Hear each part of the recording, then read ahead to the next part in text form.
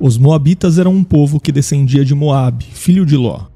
Eles eram parentes próximos dos israelitas e até conseguiram conviver com eles amistosamente em alguns períodos da história. Porém, em muitas outras ocasiões, os Moabitas foram inimigos implacáveis dos israelitas. E neste vídeo, você vai conhecer a história dos Moabitas e entender o que aconteceu com esse antigo povo. Moabe era filho de Ló, fruto de uma relação incestuosa com sua filha mais velha. Além de Moabe, Ló também foi o pai de Ben-Ami, o ancestral dos Amonitas, através de outra relação incestuosa com sua filha mais nova. Esse comportamento imoral presente na família de Ló, mais tarde também foi refletido na imoralidade que teve lugar entre os filhos de Israel com as filhas de Moabe, conforme lemos em Números, capítulo 25. O significado do nome Moabe é incerto, mas alguns estudiosos sugerem que talvez seu significado possa ser do meu pai. Caso isto esteja correto, esse nome então faria referência à forma com que Moabe foi concebido. De qualquer forma, isso não passa de simples especulação, visto que não há qualquer fundamentação acerca da origem e da etimologia desse nome. A partir do texto de Gênesis capítulo 19, todas as outras vezes em que o nome Moabe aparece na Bíblia, ele não se refere a uma pessoa em particular. Esse nome é utilizado para designar o território e o povo de Moabe, isto é, os Moabitas. E se você está gostando do vídeo, inscreva-se aqui no canal e ative as notificações se ainda não se inscreveu. E o que era a terra de Moabe? Moabe ficava num planalto a leste do Mar Morto, cerca de 1000 metros acima do nível do mar. A região de Moabe era bem favorável à produção agrícola. Em Moabe eram produzidos especialmente grãos, cereais e uvas. E a criação de ovelhas era outra atividade importante na economia de Moabe. A dimensão da terra de Moabe variou de acordo com o momento histórico político de seu povo. No geral, a fronteira sul de Moabe encontrava o vale de Zered, e a fronteira norte ia desde o rio Arnon até alcançar em alguns períodos um limite incerto. Muito provavelmente aquela região foi habitada desde muito cedo, e os descendentes de Moabe se estabeleceram ali e se misturaram com o povo local através do casamento. Com o tempo, eles se tornaram o povo dominante daquela região, e por isso seu nome serviu para designar toda a população e o próprio território. Então, Moabe era um reino bem organizado que possuía uma economia estruturada e grandes construções. Além disso, pequenas fortalezas ficavam posicionadas em pontos estratégicos de suas fronteiras. Inclusive, a Bíblia Sagrada menciona várias vilas e cidades moabitas. E o povo moabita, durante muito tempo, experimentou certa prosperidade. Eles conseguiram se espalhar pelo Planalto e ainda conquistar vários povos, expandindo-se ao norte. E na Bíblia, os moabitas também aparecem em íntima associação com os amonitas, seus parentes mais próximos.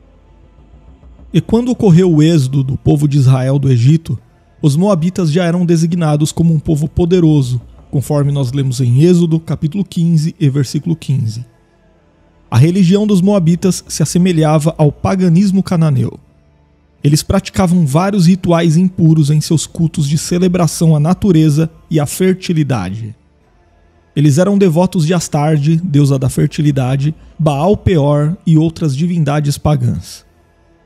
Mas parece que dentre todas as divindades cultuadas pelos moabitas, Quemos era a principal. O deus da guerra Quemos, sem dúvida, era a divindade nacional dos moabitas. Eles ofereciam sacrifícios de ovelhas e bois a essa divindade. Além disso, eles também praticavam sacrifícios humanos em oferendas ao seu deus. E a relação entre os israelitas e os moabitas é registrada por várias passagens bíblicas. A Bíblia fala de períodos de convivência amigável e intercâmbio econômico e cultural entre os dois povos. Inclusive, em certa ocasião, Moisés foi impedido pelo Senhor de atacar aquele povo. Mas os moabitas, assim como também os amonitas, foram duramente reprovados por Deus por terem se levantado contra Israel. Eles não foram hospitaleiros com os israelitas quando eles saíram do Egito. Além disso, Balaque, o rei moabita, ainda contratou o falso profeta Balaão para amaldiçoar o povo de Israel.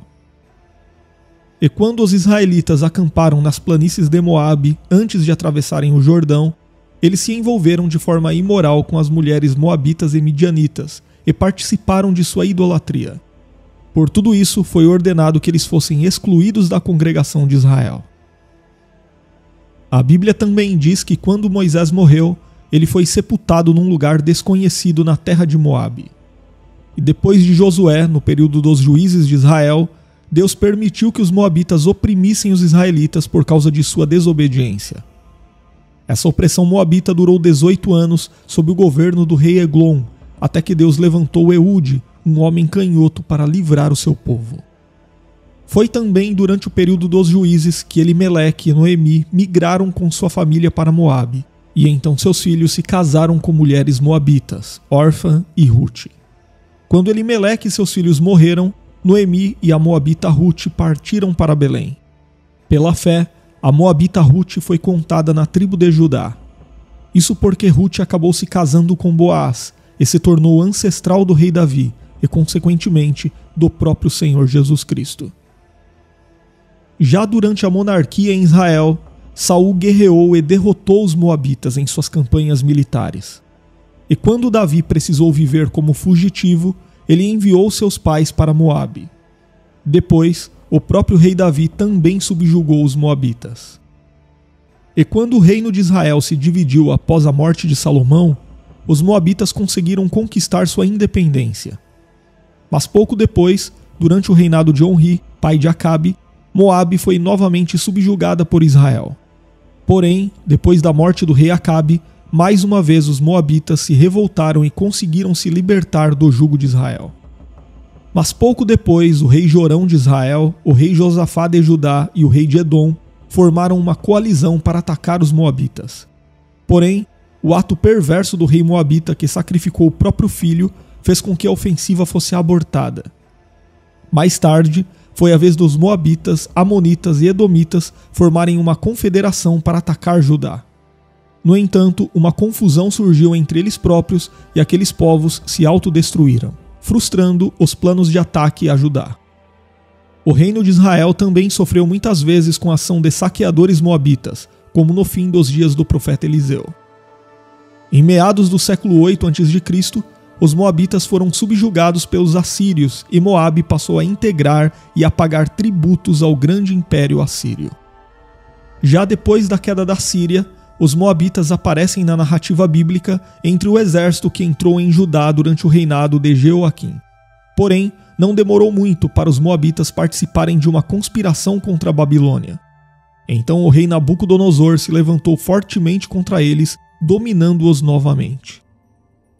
Mas mesmo depois que o Império Babilônico caiu, os moabitas continuaram subordinados aos persas. E no período pós-exílico, os moabitas ainda são citados como uma raça em fontes históricas, mas aos poucos eles foram se misturando e sendo completamente assimilados por grupos árabes. E tudo o que ocorreu contra Moabe, até sua completa destruição, foi anunciado pelos profetas do Senhor. E se você gostou de conhecer a história dos moabitas, inscreva-se aqui no canal, deixe o seu comentário, seja membro aqui do canal para você receber nossos estudos em PDF, e se você tem vontade de crescer ainda mais no conhecimento da Palavra do Senhor, você pode estudar teologia conosco totalmente online. As informações estão na descrição deste vídeo ou no primeiro comentário fixado.